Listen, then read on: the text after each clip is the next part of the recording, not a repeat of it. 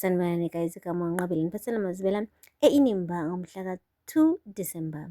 Hey guys, emva kokuthi-ke uLazarus athole ukuthi uma wethu benozoleka bebekade bekwi-relationship, uhambile-ke wohlala phansi. Kuthe esajule kanjalo kwabe kuqhamuka uZoleka, ugirl ekwi-good mood ngendlela emangalisayo. Wafika wagona phezu kwakhe uLazarus wathi, oh Laz, uyazi nje uma wethu, he's such a genius. Guys, kwangathi uthi ngommese enhlizweni kaLazarus. Wamncoma washo ukuthi nje ngendlela ayilungise kahle ngayo i-Wi-Fi, iyashelela i-Wi-Fi, lokuthi ithintwe nje uma wethu. Abakazi ugirl ukuthi uncoma lo mawethu nje vele uLazarus usanda ukuthola indaba engamhleli neze kahle ngayo lo mawethu lo. Hey! Uthe suka lapho wathi uZoleka, yazi bengicabanga nje namhlanje ukuthi sike sirelaxe man.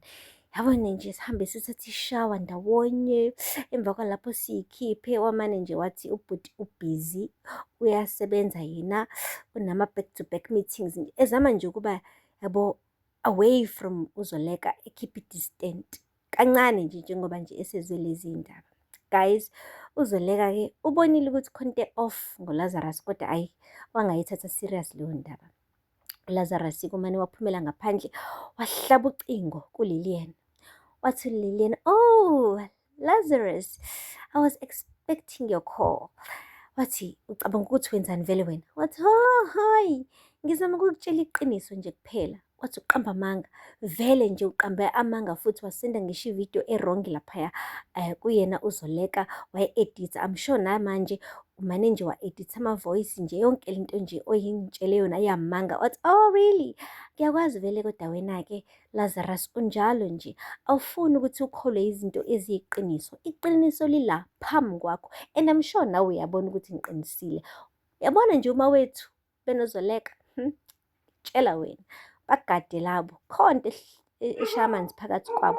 Hey bo guys, ngampela-ke wamane wayidrop ifoni ubhuti, wakholwa ukuthi ngampela khonto eqhubekayo phakathi kukaZoleka benoma wethu. Guys, uthe nje sathi ucambalele-ke uZoleka, ulele kamnandi ugirl. Hayibo, Lazarus bekade emi ngey'nyawo embuka guys, yazi umuntu akubuke bonakala nje ukuthi uyacabangela something and it's not something good. Hey! Uthe emivula amehlo uZoleka, hayibo Lazarus umjongile kaloku. Wathi love, yazi uyangi-owisha phela wena. Uyafuna sihambe siyothatha ishawa phela izolo sigcine singayithatha ngishawa ndawonye. Wamane nje wathi ngine-meeting nabantu balapha e-Australia and angeke ngikwazi ukuyihlehlisa. Hayibo, uZoleka wabona ukuthi hayi man, yazi noma thiwa izinto ziyafana, phela lo muntu uyangi-avoida seriously. Wabephuma ngomnyango Lazarus. Kanti-ke okuwesi ukuthi-ke vele noma thiwa uyam-avoida, vele ekugcineni kumele babonane e-ofisini guys, because labantu basebenza ndawonye. Namhlanje-ke bekune-meeting enkulu laphaya eKhusela Tech and wonke umuntu bekade ekhona.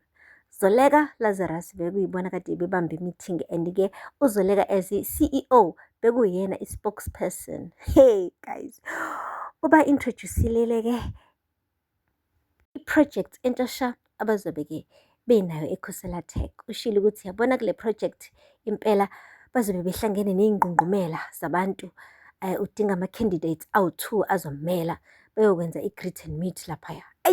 Ushilo ukuthi umuntu oqala ozobamela kuzobe ku-Onga.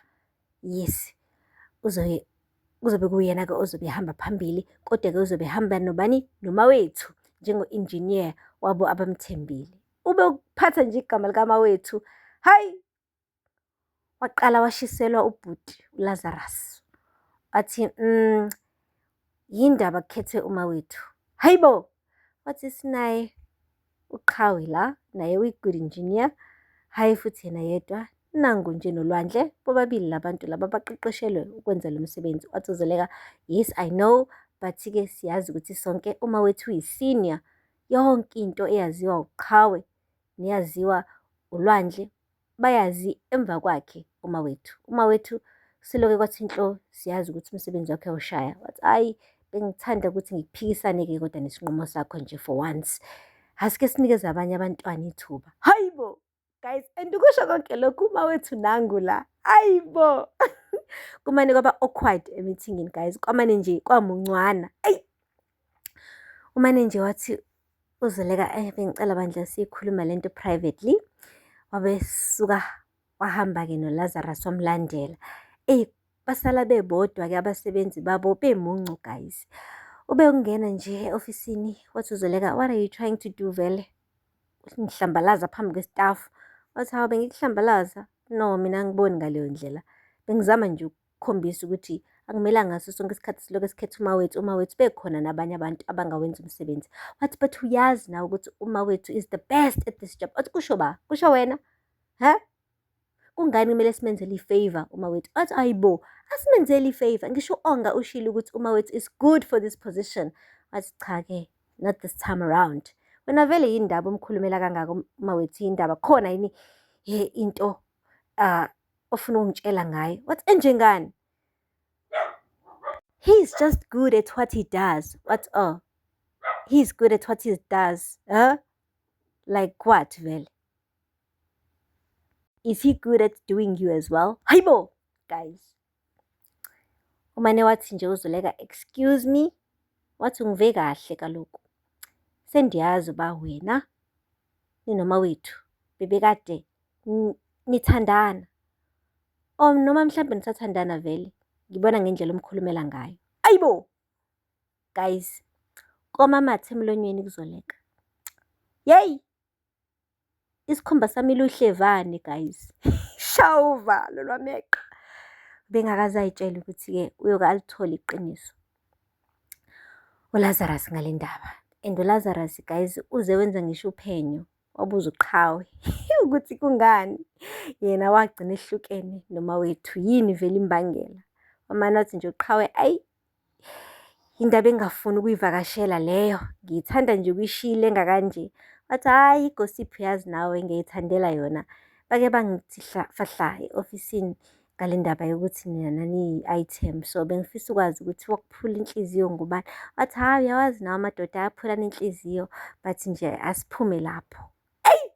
Kubonakala nje ubhuti ukuthi bekade vele esafuna ukuthola iy'mpendulo zonke, kodwa-ke manje-ke hayi usenesiqiniseko ngoba ube ukukhuluma nje lamazwi kuZoleka wahluleka ngisho ukuphika guys. Umane nje waba dry girl, wafriza, wama lapha emikhona, wangakwazi nanokunyakazisa ngisho ubhozo. Kubonakala ukuthi lento le ayishoyo uLazarus uyayazi. Hayi-ke sizobona ngosuku olulandelayo ukuthi uyozala nkomoni-ke makunje. Ngabe le mfihlo le simane yambuleka izofika yini ebesiyamosha lolu thando oluhle kangaka ebekade silibona libluma guys in front of our eyes. Kodwa-ke kuke kushiwo kuthiwa uthando lweqiniso alisoze lazanyazanyiswa, liyoma njengentaba ingunaphakade. Asithembe-ke ukuthi nayo lwabo luzoma njengentaba guys. And then uLilian ebese-ke eyaphoxeka ugirl ukuthi usuke le lasuka khona weza la ukuzomosha kwaqede kwangamoshakala. Guys, aphela lapho-ke amazwibela namhlanje. Ningakhohlwa ukusubscribe, ni-like, ni-comment. Until next time, bye. Sanibonani guys, igama uNqabile niphathela amazwibela e-Inimba ngomhla ka-2 December. Hey guys, emva kokuthi-ke uLazarus athole ukuthi umawethu benoZoleka bebekade bekwi-relationship. Ayi, uhambile-ke wohlala phansi. Uthe esajule kanjalo kwabe kuqhamuka uZoleka